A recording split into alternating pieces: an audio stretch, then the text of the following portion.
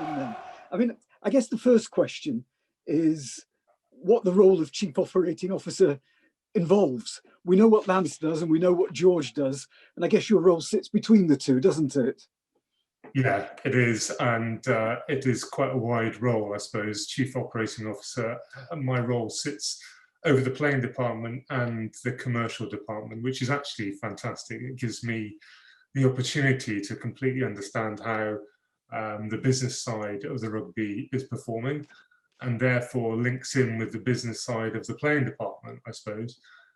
Parts of my role are fairly similar to a director of rugby in terms of recruitment, staff retention, longer term vision and planning. But when we went through this process, we all very much felt that from a rugby perspective, the way we play the game, the demands that are put on the players from a performance perspective sat with the head coach.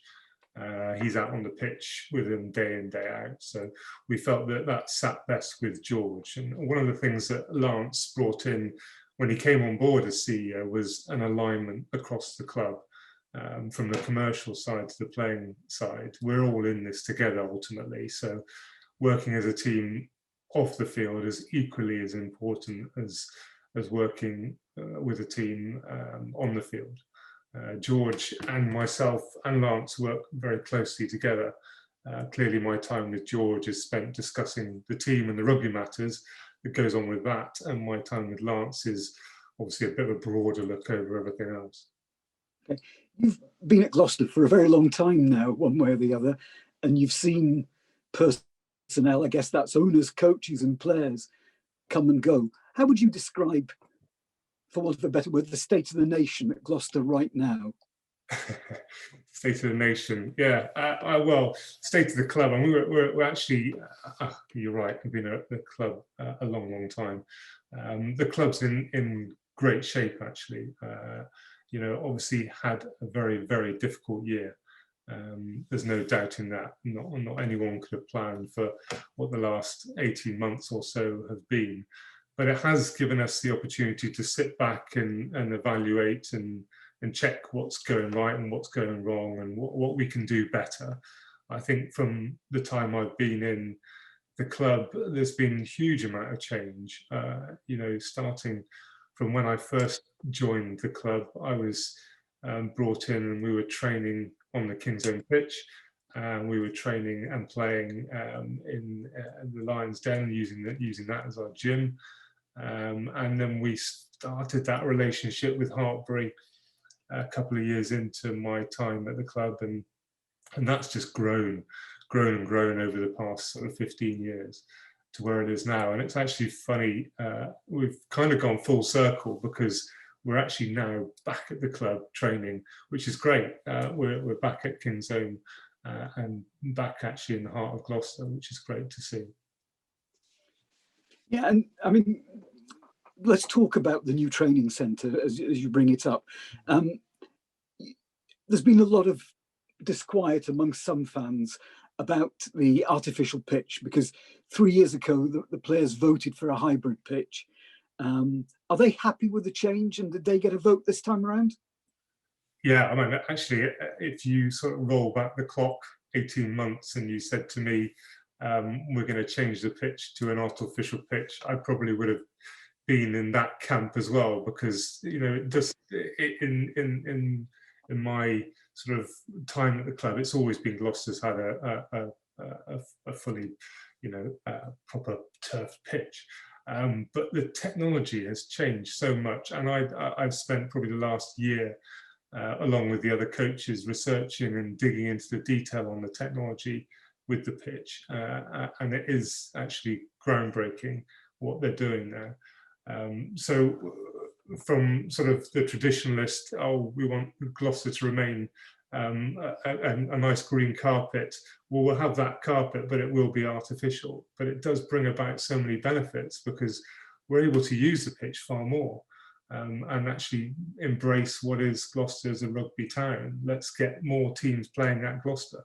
One of the big frustrations we had with the current pitch that's actually not there anymore is the fact that we can only use it a certain amount of times in a year, and it got waterlogged, and there was issues with all sorts of things. This is far more inclusive. We're able to train on it. We're able to have community games on it. We can have women's matches on it. We might even host the odd Hartbury Championship game on it. So overall, there's far more rugby to be played on this pitch, and that's going to be great in terms of the players and their sort of expectations of a pitch surface. There's already 3 surfaces in the Premiership that have artificial surfaces on them, and overall, all they want is consistency.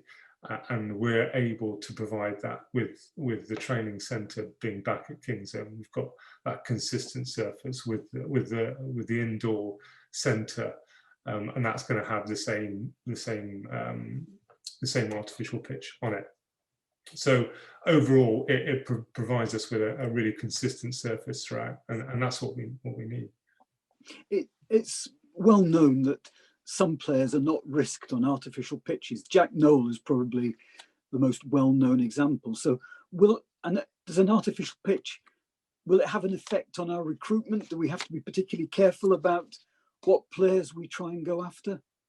I think that, yeah, the Jack Noel one's interesting because that was a few years ago, and I know even in the space of a few years things have changed quite a bit in terms of their perception. You know, far more games are played on artificial surfaces now, and will become more prevalent as time goes on. I've no doubt of that. In terms of recruitment, I don't at this stage, we don't see it as posing any problem. Okay. Can we talk a little bit about yesterday's announcement of what Premiership Rugby refer to as their expansion plans? Yeah. I guess the first question is, was it good news for Gloucester? Well, I think it's great news for every club, actually, because what it means is more rugby at Kingsholm. We'll have more matches. We're already going to have one more match next year, a home match, which is a benefit, having had, you know, no matches to be watched at Kingsholm this year. It's great to have another one. And then in the fullness of time, there will be 14 teams.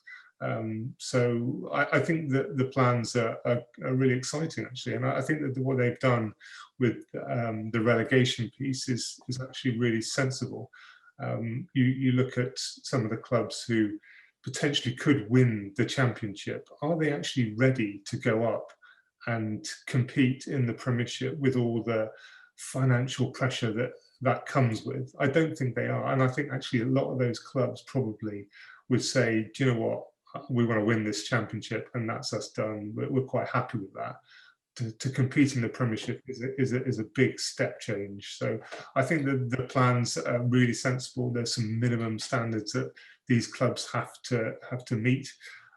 So overall, I think it's a good announcement. Does it change the way that the club approaches the next couple of seasons?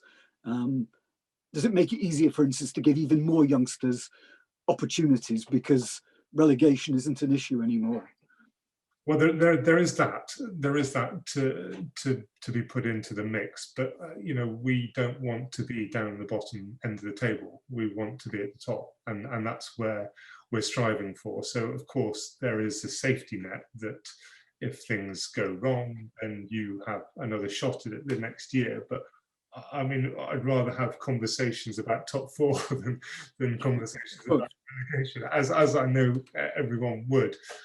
We've got to strive to be in that top 4. That's got to be our focus. And I think that having the academy in the shape that it's going is the way to do it. And that's clearly our focus. We're changing a lot about what we do with the academy. We're making it bigger. We've already brought in Carl Hogg, which is a great addition to the management team with his experience. And our alignment with Hartbury is stronger and getting stronger and stronger. So overall, I think the longer term vision is there. And now we've got a league that we can exploit that, but we still want to be at the top end of the table. One of the things Lance said, and you've just mentioned it, was the increased focus on the academy, which I think every Gloucester fan has to be delighted about. Someone did ask the question though, does the academy work in terms of developing front row players who tend to be later developers than the backs, for instance? Yeah, that's a really good question actually, because it does pose difficulties. Front row players tend to come to fruition a lot later. You know, you're not going to get a superstar like Zan come onto the scene at 18, 19 in the front row. That's just not going to happen. It's unlikely, although we'd love that. We've just got to manage where they play their games. I think that where we've fallen foul or just made some difficult decisions over the past has been we've not been able to give these guys enough rugby, and that's where links with Hartpury and all the other clubs actually in the Gloucester area are so important. We've got to be able to get them game time, get them 80 minutes of rugby every week, because actually their grounding comes from playing rugby. It doesn't come from in a gym or training alongside the first team. Yes, that brings their standard up, but you can't beat playing rugby. And so we've got to get these guys game time. And what's happened over the course of the last year with the funding that's been pulled out of the championship actually makes it a really viable space for us to go in and say, we've got these players, would you like to loan them? And so building those relationships with the championships clubs is going to be really important, so they actually get some good game time. And having the artificial pitch, does that make things easier as well in terms of being able to just play more games and get those guys more exposure? Well, it certainly helps in terms of playing more games at Kingsholm. We're still challenging ourselves to play as many games as we can, but we can get those guys that experience, that Kingsholm experience, if you like, that is unforgettable. And I was actually talking to a few players last week who made their debuts, and they actually have not had what it is to be at Kingsholm, the shed, the support, the actual the joy of the place. They haven't had it, and I mean, it's going to be fantastic when everyone does come back and we relish those times, and it's going to be great for those guys to recognise that, wow, this is what it's all about. Can we move on to the salary cap, which I guess comes in your remit as well? How hard or easy is it to actually manage the salary cap administration with all the various headings that there are? Yeah, well, salary cap and actually the budget is something that we work on all the time. There are lots of moving parts with it. Many different nuances to the salary cap. There's obviously the cap set of 5 million now, down from 6.4, but alongside that there are multiple credits that are associated with the cap: international credits, EPS, injury dispensation, homegrown players. I mean, the list goes on, it really does. And managing that is tricky and can get you unstuck quite easily if you're not careful. So we monitor it really quite rigorously, and just keep it up to date as possible. It's very easy, as I say, for you to make a mistake there and get things wrong, or to not maximize a potential credit that you hadn't assumed. So yeah, it does take a fair bit of administration. Do you believe that the PRL audit process is now working well? Well, over the course of obviously the last few seasons, since that breach with Saracens, there's been a step change in the approach from PRL. They're definitely shining a magnifying glass right on every Premiership club. They've recruited some more staff to identify any possible breaches, but overall, the PRL are really quite supportive to every club. Certainly to us, they want you to be compliant, and they'll support you with that. They'll talk through your squad spend. And they'll make sure that you do hit the regs, because it doesn't serve them any good if any club falls foul of the salary cap. Now, clubs who have done in the past Saracens obviously being the big one, caused that stir, and therefore the sanctions now on any breach are significant, and it's actually going to fall down a little bit more down to the player now as well. The player will have to play a part in the whole piece that is a salary cap. What's Gloucester Rugby's position on Saracens' return? Because you know that you see there are some fans who would like them never to be brought back into the fold, terrible cheats, and there are other fans, I'm in the category, that thinks, well, they did wrong, but they've served their time, and the league's going to be a better place with Saracens in it. What's Gloucester's position or view on that, or your personal view, whichever you prefer? Well, as you say, clearly they've been a very successful team over the years, and we all kind of know why that came about with their squad. However, their squad can't be blamed for a lot of this, and the players that are on the field wouldn't have had any clue about what was going on. They were part of a very successful team that won loads of cups in their eyes. So it's not the players' fault necessarily.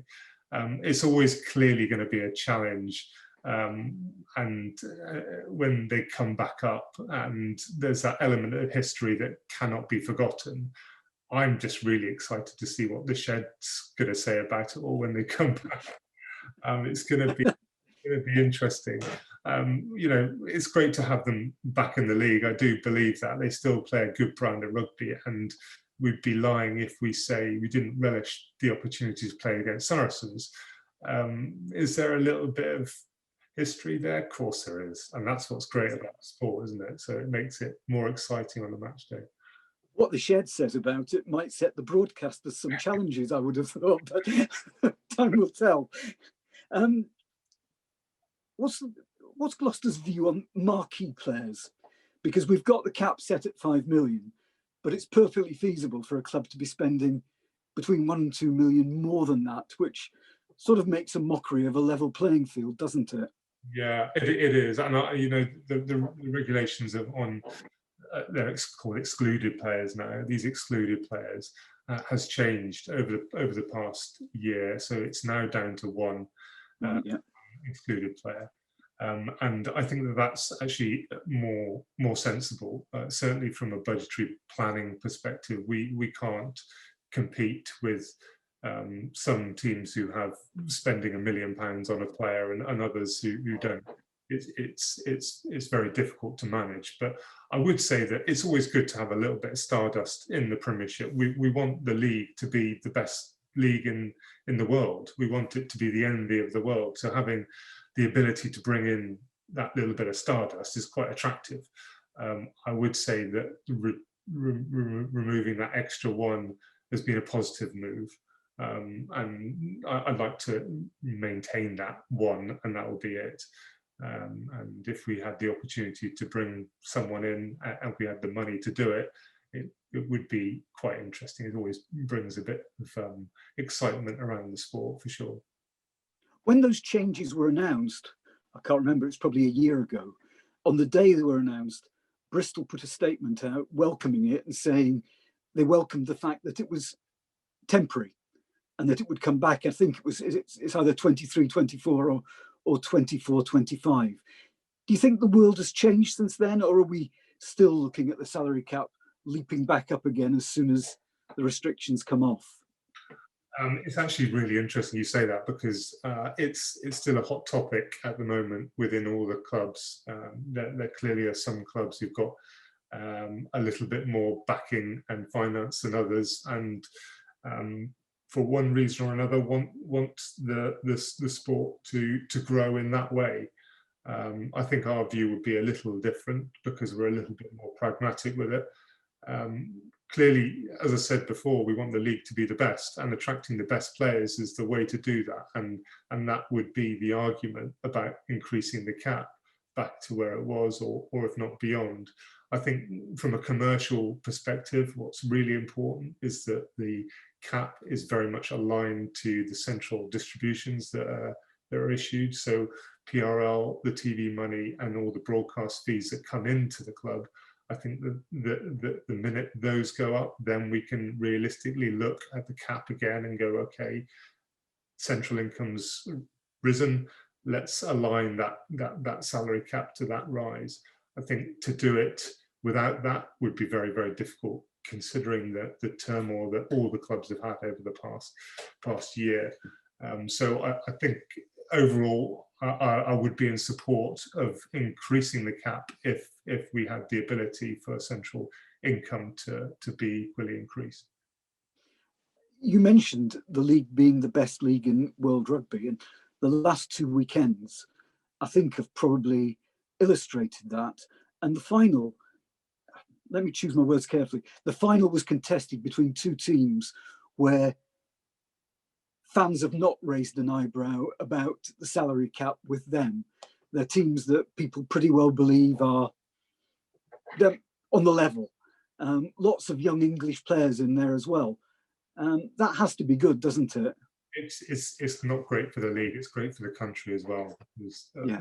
Like you say, with Exeter and Harlequins, a lot of them are heavily with EQP, so English qualified players in their squads, and it's great to see that the final was unbelievable. What a game to watch, and a real proper advert for the sport. It made me think, Christ, we got to get there, because when we get there, it's just going to be absolutely amazing. So, yeah, all excited about it, about the future for sure. Okay, I'm sure you're looking forward to me asking you about the next topic, player recruitment.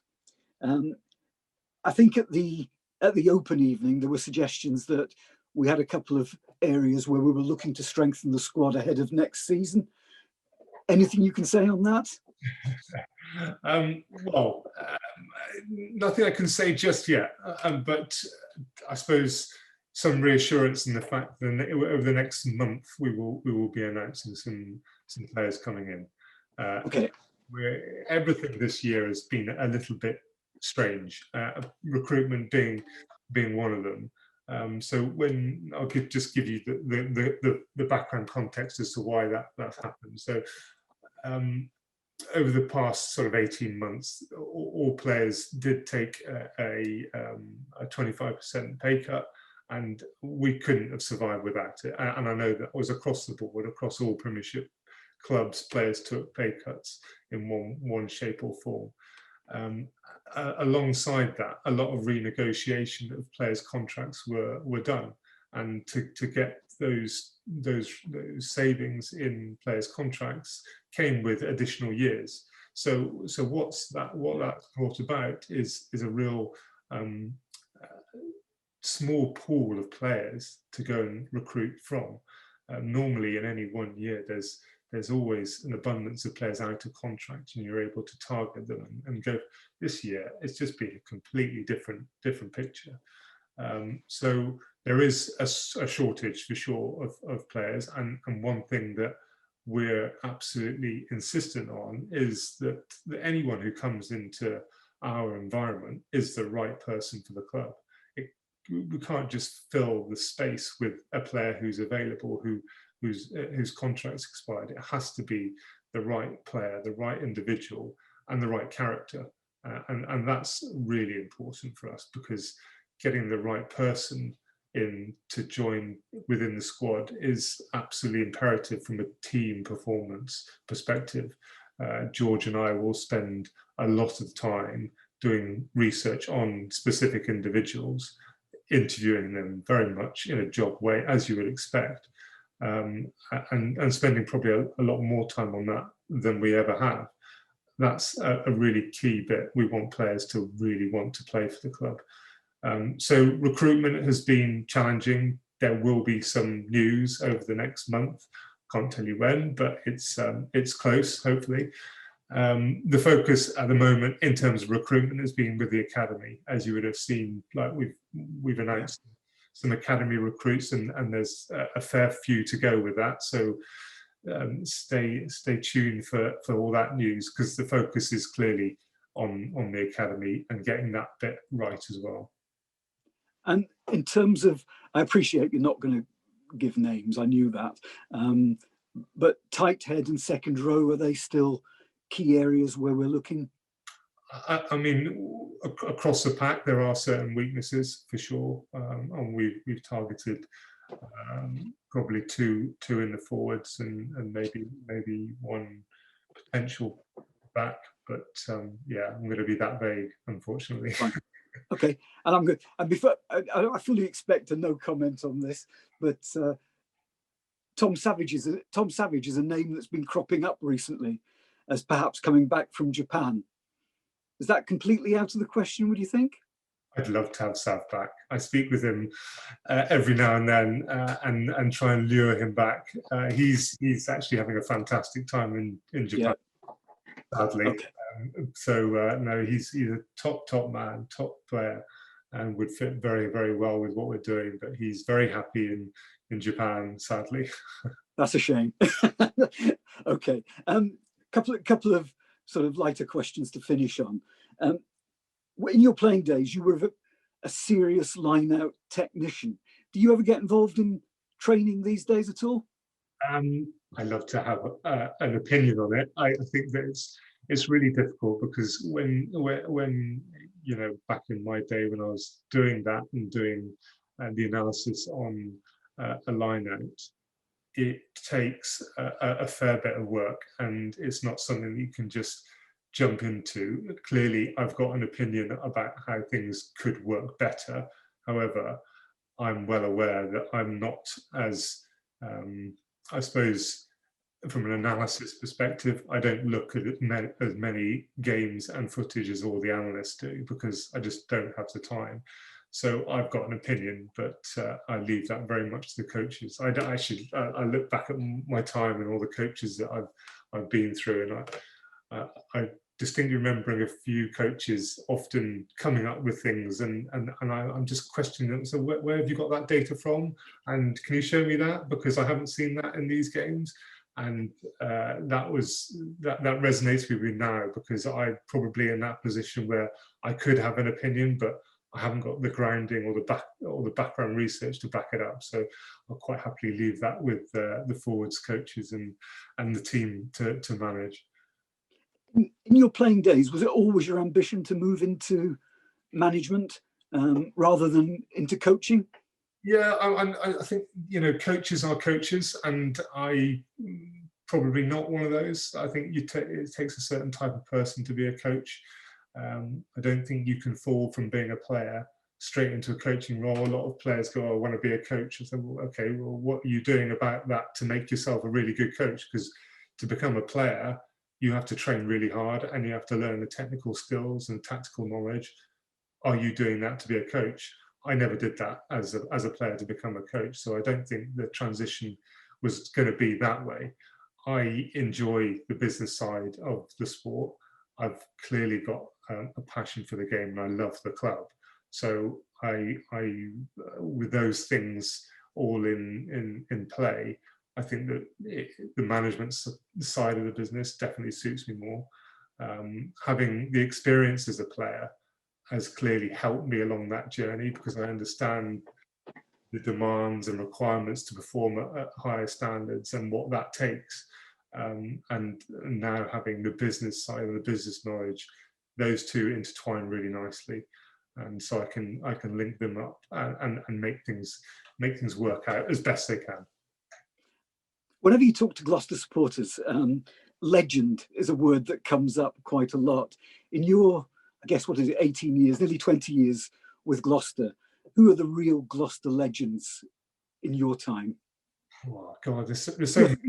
Leave yourself excluded, of course. We take that for granted. Right. No, I think you know, I look at legends, and I certainly look at legends who I played with because I think that there are so many over the years. They're all over King's Own, plastered everywhere that have been and gone, and certainly not anyone that I've been involved with. So I look at legends like in my day, Sinbad and James Forrester, Andy Hazel. You know, you've got the World Cup winners of Phil Vickery, Trevor Woodman, Andy Gummers, all I played with and, you know, will remember fondly. Those are probably the legends that I hold close to me. But clearly Gloucester's got steeped in legends. I mean, you could list them forever. It's great to actually link in with the former players, and we're doing, as a club, a lot more with them, because I feel that this is a rugby club and we want to treat it like a rugby club. It's not just a business. Clearly there's a business side to it that has to work, but we're a rugby club. Let's embrace what it is to be a rugby club, and the former players are so important to that, the history and having them come to the club and all the rest. So yeah, big supporter of all that. Brilliant. Final question, Alex. What are the biggest challenges for you and for the club over the next 6 or 12 months?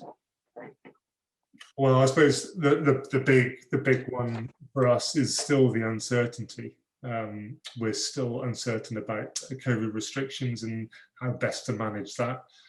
And that has a knock-on on all sorts of different levels.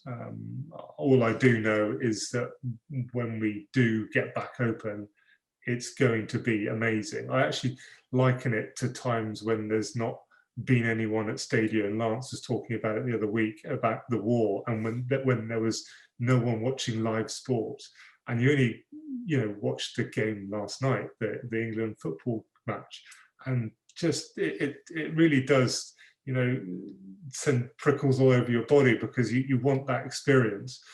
So we're just desperately looking forward to having King's Own rocking. And if we didn't have that, that would be a shame, because I think that is a real tool in our armory, certainly on the field, to use that club status and the support that goes with it, and harnessing that.